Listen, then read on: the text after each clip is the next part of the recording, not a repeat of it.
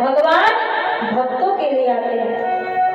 और इस विषय में प्रहलाद जी का चरित्र प्रारंभ करते हैं श्री सुखदेव जी महाराज। बोले राजन, जब बराह भगवान ने हिरण्याक्ष को मार दिया, हिरण्याक्ष का बड़ा भाई हिरण्यकश्यप, इसके मन में बड़ा बैर भाव उत्पन्न हो गया और भगवान से युद्ध करने के लिए, भगवान को मारने के लिए हिरण्यकश्यप तपस्या करने चला गया मंदराचल पर्वत पर।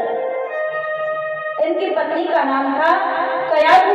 जब हिरण्यकश्यप चला गया तपस्या करने, इनकी पत्नी गर्भवती, इंद्र को पता चला कि हिरण्यकश्यप तपस्या करने गया है।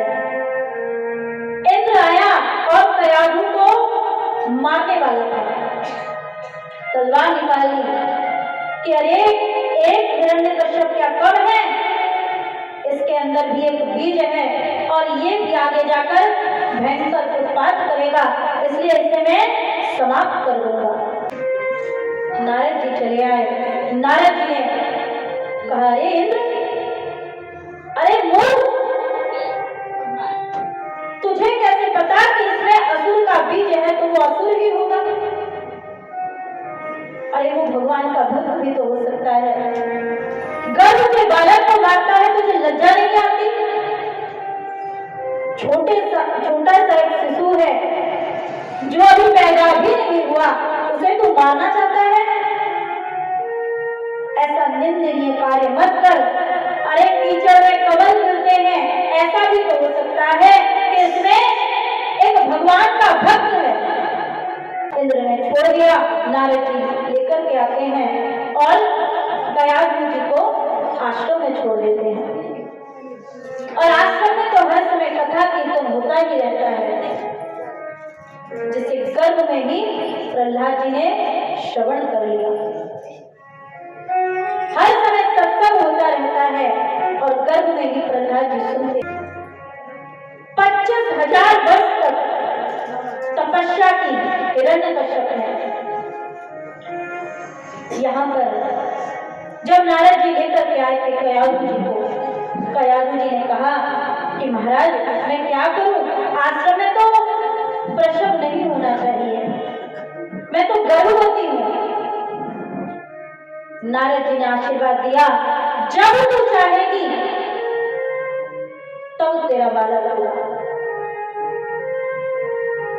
तो प्रहलाद जी कितने वर्ष गर्भ में थे आप लोगों को पता है? 25,000 वर्ष तक गर्भ में थे और गर्भ में बैठकर रोज सत्संग सुनते थे, रोज कीर्तन सुनते थे। इधर जब हिरण्यकश्यप की साधना पूर्ण हुई, ब्रह्मा जी आए वरदान देने के लिए। बोले बस वरदान मांगो। हिरण्यकश्यप बोला, ब्रह्मदेव अगर वरदान देना चाहते हो मुझे अमर करो। ब्रह्मा जी बोले, भाई मैं खुद अमर नहीं हूँ, तुझे क्या अमर करूं? अरे जिसके पास जो वस्तु हो तब ना दे, मेरे पास वो वस्तु है ही नहीं, दूं कैसे? बोले अच्छा, अगर आप ऐसा नहीं दे सकते तो घुमा फिरा कर दे दीजिए। कैसे? बोले मैं न तो जमीन में मरूंगा, न तो आसमान में मरूंगा। ब्रह्मा जी बोले तथास्तु। न तो घर में मरूंगा, न तो घर के बाहर मरूंगा। बोले तथास्तु। बोले न तो देवताओं के द्वारा मरूंगा, न मनुष्य के द्वारा मरूंगा, न पशु के द्वारा मरूंगा। बोले तथास्तु। बोले न अस्त्र से मरूंगा, न शस्त्र से मरूंगा। बोले तथास्तु। बोले ये 12 वर्ष में किसी भी महीने में मेरी मृत्यु न हो। बोले तथास्तु। बोले न तो रात्रि में मरूंगा, न दिन में मरूंगा। तथास्तु। घुमा फिरा के लंबी चौड़ी एक लिस्ट ब्रह्मा जी को पकड़ा दिया। ब्रह्मा जी बोले ठीक है, जितना चाहे ले लो। अब इन वरदानों से बली होकर हिरण्यकश्यप ने ढिंढोरा पिटवा दिया। आज से कोई भगवान का भजन नहीं करेगा, कोई नारायण को नहीं मानेगा। कोई हवन नहीं करेगा, कोई दान नहीं करेगा। अरे मैं सबसे बड़ा भगवान हूँ, किसी को पूजा करनी है मेरी करो। साधु संत आसान हो गए, सारे देवताओं को नौकर बना लिया।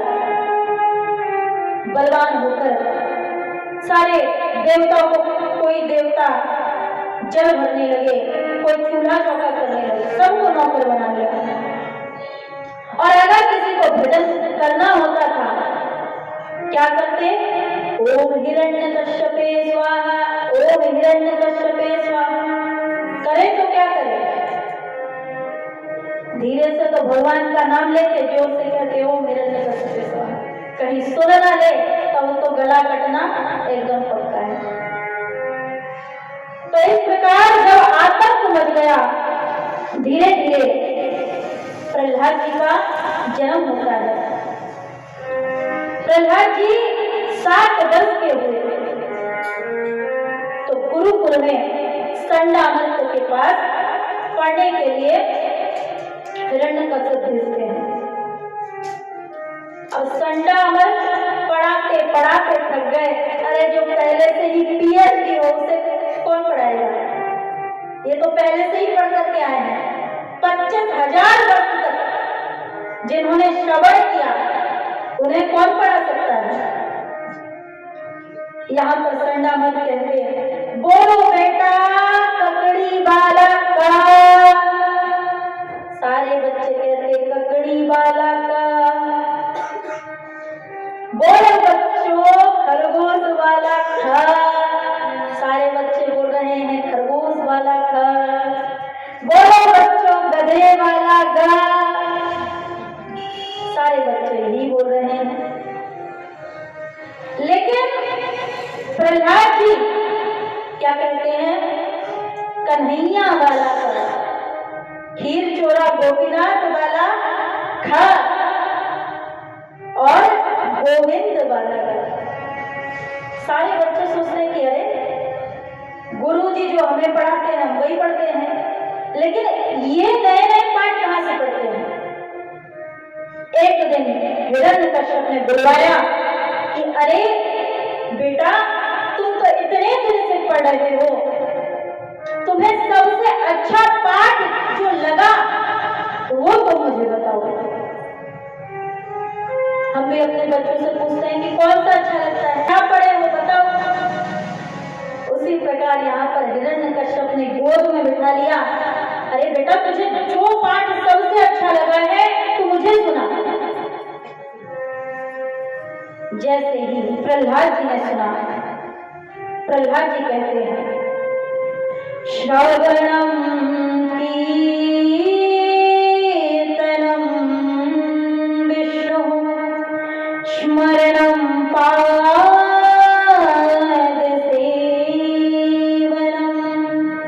अर्चनम वंदनम दास्यम शक्यया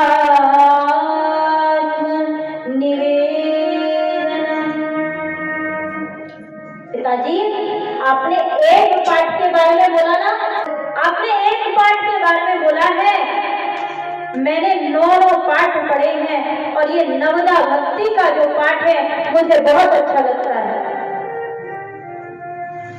सबसे पहले श्रवण, भगवान की कथा सुनो, भगवान नारायण की कथा सुनो। कीर्तन, भगवान नारायण की ही कीर्तन करो, भगवान नारायण का ही स्मरण करो, भगवान नारायण के ही चरणों का सेवन करो, उनकी ही पूजा करो, उनका ही वंदन करो, उनके ही दास बन जाओ, उनके ही साथ कोई भी संबंध जोड़ लो, सखा मान लो अथवा आत्म निवेदन कर दो। ये जो नवदा भक्ति है ये मुझे बहुत अच्छा लगा। भगवान से कोई भी संबंध जुड़ जाए भगवान उसको निभाते हैं। इस संसार में कोई संबंध निभाने वाला नहीं है, लेकिन भगवान के साथ कोई भी संबंध जुड़ जाए भगवान को निभाते हैं। इसलिए भगवान के साथ संबंध जोड़ो। जैसे ही हिरण्यकश्यप ने सुना कि नारायण से संबंध जोड़ लो।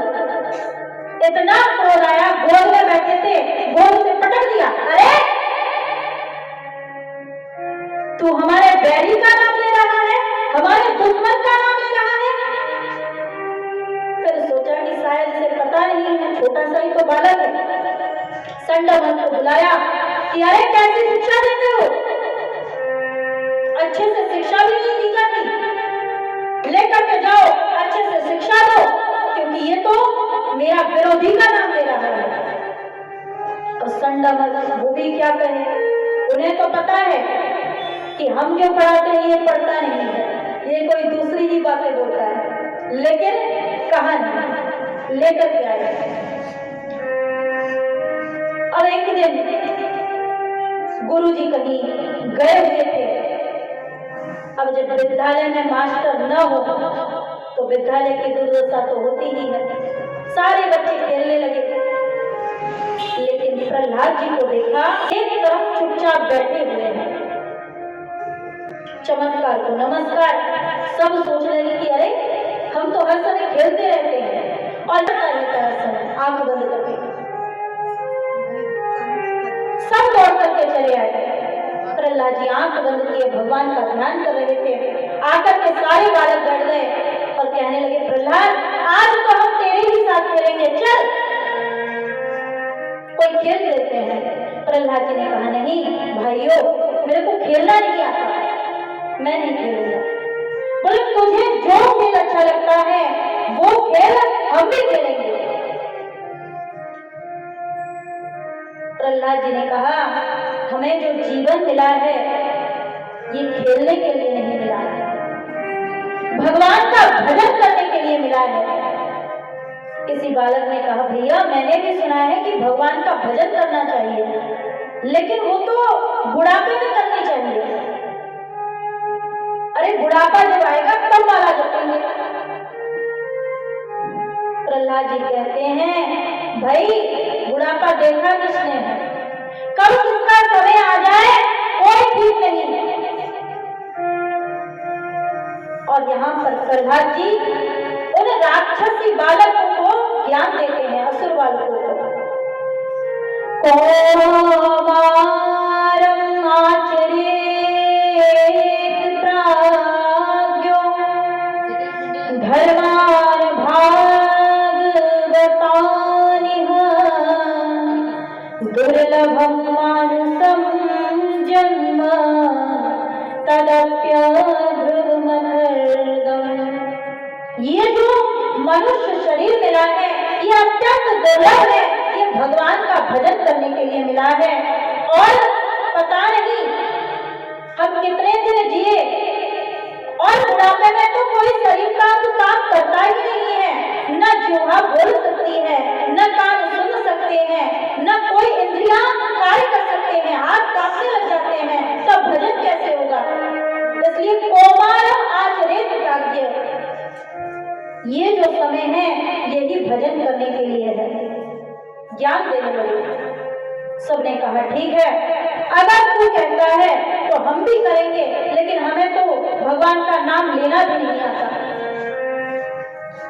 प्रहलाद जी ने सबको, किसी को झांझ मंजीरा पकड़ा दी, और इतने तो होंगे नहीं झांझ मंजीरा, इसलिए जिस थाली में भोजन करते थे उसको पकड़ा दिया, एक एक लकड़ी पकड़ा दी कि तुम लोग बजाओ, मैं कीर्तन करता हूँ, तुम भी पीछे से करना।